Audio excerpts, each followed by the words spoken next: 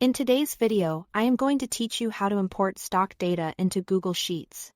We'll start with live market data using the built-in Google Finance function, and then cover how to bring in external data if what you need isn't available directly in Google Sheets. First, let's pull a live stock price. Here I'm taking Apple stock, for example, in any empty cell. Type the formula you see on screen that uses the Google Finance function to return the current Apple stock price. After you press enter, you should see a single number appear in that cell.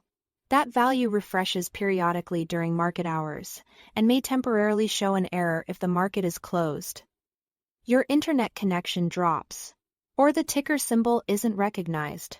If you want a different company, simply replace the ticker in the formula with the one you need. Make sure you are using the correct symbol for the exchange you care about. Next, let's get historical data. Type the formula on screen that calls the Google Finance function to return daily closing prices for a specific date range. When you confirm it, Sheets will spill a small table with dates and values, one row per trading day. If you only see part of the table, widen your columns or scroll down to view more rows. You can customize what comes back by swapping the attribute in the formula. Instead of price, try attributes like volume, high, low, market cap, or high 52. You can also adjust the start and end dates to narrow or expand the period you are analyzing. If your dates aren't recognized, double-check your spreadsheet's locale and date format so Sheets interprets them correctly. Sometimes the exact data you want isn't provided by Google Finance. In that case, you can import it from an external source. A common approach is downloading a CSV file from a finance site such as Yahoo Finance or MarketWatch.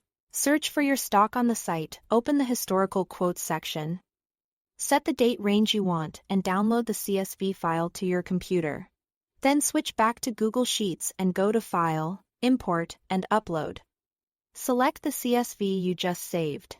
In the import options, choose whether to place the data in a new sheet or replace the current sheet.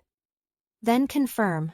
Your historical rows will appear with columns like date, open, high, low, close, and volume, ready for sorting, filtering, or charting. If numbers look off, set the correct number and date formats so everything displays as expected. That's it. Thanks for watching.